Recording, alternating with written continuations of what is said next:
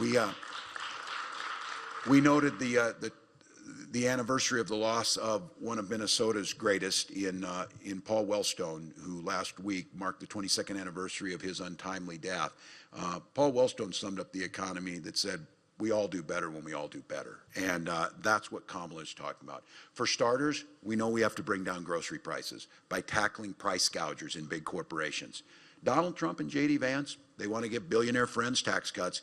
And Trump has proposed what he tries to tell people that the Chinese will pay for, just is not true. That $4,000 will be added to everything that you buy, and it will be on middle-class families. Kamala Harris is proposing a tax cut that will benefit 100 million Americans across the middle class. And the most important one, another thing we did in Minnesota, a child tax credit of $6,000 in a child's first year of life to be able to buy things like a crib and car seat and diapers and the things to get that child off to a good start. And we also know protecting the ACA, making sure that affordable health care is there, and as I said yesterday, making sure that the IHS is funded as it should be and a workforce is provided to that purpose. Something that took way too long, but now we can negotiate, Medicare can negotiate with drug companies to bring down the costs. We did it for seniors with insulin, and soon we will do it for 10 more of the most commonly used drugs to make sure we keep prices down. And then I think the proposal that for me, my mom is 89, still lives in her home, allowing Medicare to pay for in-home care so she can stay in her home and live with dignity. And I see the young people here, I keep assuring those young folks that are here, when you turn 60, you'll start thinking about Medicare and other things. You start thinking about these things, how they matter. But one thing that she proposed too is that we hadn't done before is having Medicare pay for vision and hearing. I said when my mom got her hearing aids a few years ago, I said, she's a lot more fun now because we can hear her. So she hears what we're telling her. Also, especially in Indian country, that it becomes the more remote we are, making sure we're expanding telemedicine and recruiting those medical professionals by paying for that in communities. And what we all know is every single person in this country should be able to have the peace of mind that if they pick up the phone and need help, they dial 911, that there's an ambulance there. But we have ambulance deserts across this country, and too often it's in Indian country where we're not able to get there. That has to end. Donald Trump and his Republican buddies, they see it a little bit differently. I liked it how he's now saying, oh, I'm a champion of the ACA. Then why did you try to get rid of it 60 times? Why did you have a lawsuit against it? Why did you sign an executive order? And I think we were just over in Arizona, and I give them great credit for this. The reason that we have the ACA is because one Senator, John McCain, had the courage to stick up for it and protect that, and it's important. Look, he's also talking about repealing the Indian Healthcare Improvement Act. We know what the impact of this would be catastrophic for this community. He's proposed major cuts to the IHS that would endanger health coverage for literally millions of indigenous people. Kamala and I know that we need to make it more affordable across things, whether it's groceries, healthcare is there, but the most important thing for so many people's ability to own a home when they want to own a home, making sure there's enough housing out there, and the biggest impediment for people buying a home, a down payment, and that's why a $25,000 down payment assistance to get you in the door and get you in that home. That's what we can do. And we see it across all of our nations, the entrepreneurship of people wanting to start businesses. It's very difficult to start a small business. You have to cut the red tape, which he has pledged to do, but also you need that access to capital, $20,000 grant or forgivable loan to get you in the door, and then a $50,000 tax credit to get your business off the ground. The average small business costs about $40,000 to start. If you've got a dream out there and an opportunity, this gets you in the door. And when I get asked about how are we going to pay for this, large corporations get tax cuts. If they would simply pay their taxes, there's plenty to go around to make sure we can invest in others. So, and look, we want to make sure that we're there when it matters most. She's the one who cast the tie-breaking vote on the single largest investment into tribal investment in history, $32 billion that came from the COVID relief funds. We know. $13 billion for high-speed internet, for roads and bridges. And I just want to be clear during COVID, the ability to make sure we're investing in those communities, but I want to note, and we saw this in Minnesota, that the professionals in our sovereign nations did an incredible job of protecting not only their people, but in the communities surrounding where they were at by getting vaccines to them, getting the care that they needed, and the working together. I think the one thing that COVID certainly reminded us of is the community knows how to care for itself. We just need to make sure that we deliver the promised resources so that they can put it out and improve people's lives. Again, you know, the protecting of the 10 national monuments that are out there and more than 200 co-stewardship agreements. We do this in Minnesota too, knowing that we can work to protect those. She's the one that helped restore those protections on Bears Ears Monument. We understand that there's many, many water claims that need to be settled, and making sure that we're righting the wrong policies of the past and fixing them now. She established, as we did in Minnesota, the Murdered and Missing Indigenous Relatives and unit at the Department of Interior to solve cases. On this one, Deb Holland, thank you for the work. Simply unacceptable that these are not treated the way they should. Donald Trump, not going to come as a shock to you, wasn't really great on tribal issues. I'm sure he tells you, I'm the greatest that ever was. I was the greatest that did this. He excluded tribal businesses from applying for that pandemic aid. Why was a tribal business any different than another business when it came to it? But they wanted to put up a barrier so that they couldn't do it. Made it harder and removed that practice of protecting Bears Ears Monument, and made it harder for tribes to regain ancestral lands. And he even tried to de-recognize tribes. That's what he did. Never once did he convene a White House Tribal Nations Conference. Might not be bad to come talk to folks, to consult before a decision is made, before you decide to do a project, before you decide to build a highway or whatever it might be. Consult together, decide if it's done first. And then I will just have to say, I brought this up yesterday standing out there at Window Rock, because I know all of you saw it when he did this. The one time he brought those heroes, the Navajo Code Talkers, to the White House, he forced them to stand in front of a painting of Andrew Jackson. Now, I'm not certain he knows enough about history to know what he was doing, but the people around him knew exactly what he was doing. To make those elders and those heroes stand in front of that painting was disgraceful. And I said, that's how Donald Trump does things. So look, he tried to block expanding of casinos, claiming that some tribes who were applying weren't truly Native American. And he had a quote, if you remember, if some of you have seen this, where he testified in front of Congress, they don't look Indian to me. That's what he said. And he said, actually, later, he said, I think I got more Indian blood than they do. Now, he gets away with saying these things. Let's name that what that is. That is so damn racist and so unnecessary. And the idea that he would be president of the United States, this is about demeaning people. This is what he continues to do. And to all of you here, I think the one thing we know is all of the issues, and I think this is it. There are issues that impact Indian country, but the issues that impact the rest of the country impact you, from health care to education to climate to all of those things too. And the one that I have to say, and to the men who are here, to the women you love in your life, this election could literally be about their lives are at stake, because the ability to be able to get health care and reproductive health care is life and death. I just came from a young woman, Caitlin Joshua, who was forced time and time again to go in. Her fetus had stopped growing. She needed to have health care.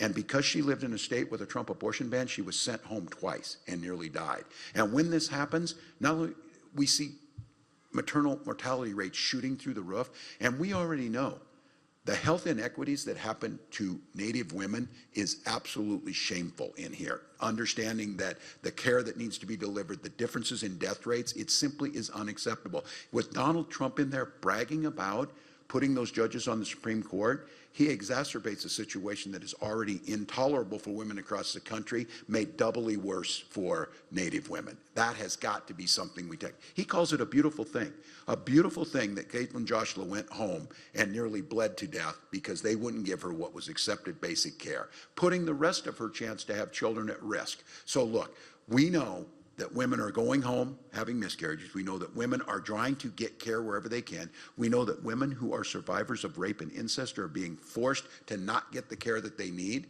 And we know that he is going to do this and continue to do it and make it worse. And again, just for those statistics on there, Native women and Alaska Natives, twice as likely to die because of this, twice as likely to die in this country. There needs to come a time, especially in 2024, to say that is simply unacceptable and immoral and needs to be corrected. And that's what Kamala Harris believes. Now, I talk a little bit about reproductive care for myself. And look, these are women that they shouldn't have to talk about this in public because it's nobody's business but theirs and their families and their doctors. But they're being forced to talk about it because they're being put at risk. My wife and I started talking about this idea when they started talking about banning infertility treatment. They want to make sure that you can't go in and get that. And we tried for years to have a child, used infertility treatment, finally had that baby because we had that. And I'll just have to tell you, the idea that Donald Trump would make decisions about when you can have a child or the care that you get is simply unacceptable. And I'll be damned if we should let that stand. This issue matters to everyone across the country, and I know it matters here. So for each and every one of you, Kamala Harris has made it clear, a top priority when she's elected and when we get the Congress, we make sure we codify Roe versus Wade to make sure that Donald Trump's Supreme Court can't do anything.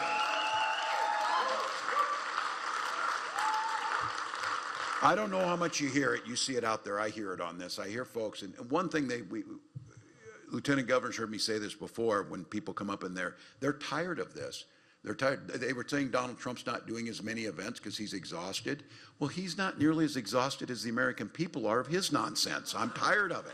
I'm tired of it. And people will just say, I'm tired of politics. I'm just not that into politics. The response to that is too bad. Politics is into you in a very, very personal way. So there's folks that are saying, look, we made it through one Trump presidency. We can probably make it through another. Let's just be very clear. You saw it last week when Kamala Harris was talking about these people who are closest to Donald Trump coming out and talking about how he's descending into madness. She called it a 911 call to the American public. And I think that's exactly what it was. These are not political people.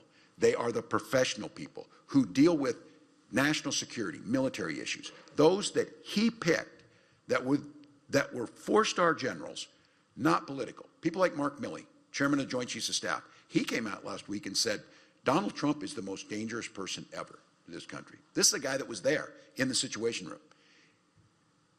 James Mattis, his Secretary of Defense, said, I totally agree with him. And then his Chief of Staff, and those of you who know this, Chief of Staff, they're right there. Every decision you make, they're around you 24 hours a day, said this about Donald Trump. He is a textbook fascist and wants to be a dictator. Behind closed doors, he told General Kelly, a four-star American general, Donald Trump said, I need generals that like Hitler had. That's the ones I need. Now, I know that Indian country produces more veterans per capita than any other group of people in this country.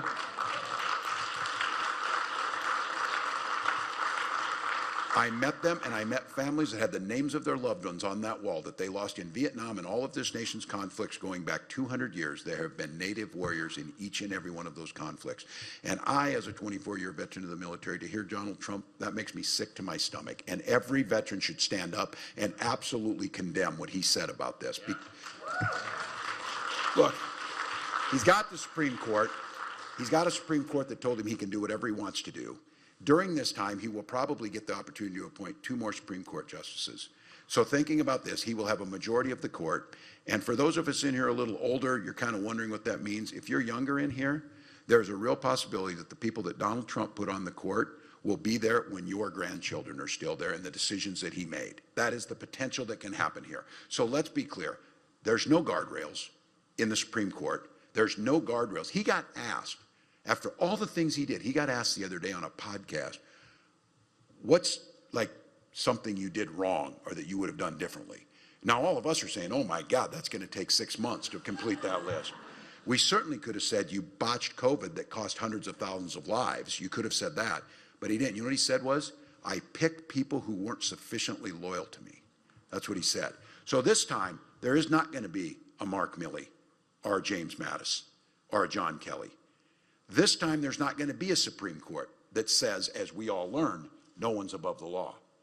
There's certainly not going to be unless we win the House and the Senate, because there's not a, I wonder how Republican members of Congress even stand up without a spine. That must be quite a trick, because they don't have one, because they won't stand up to him.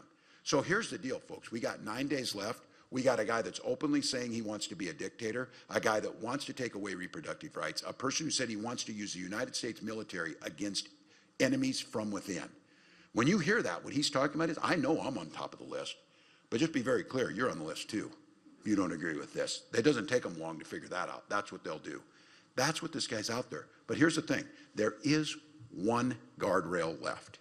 There is one firewall left, and it is the most powerful of those. It's the American people and our right to vote.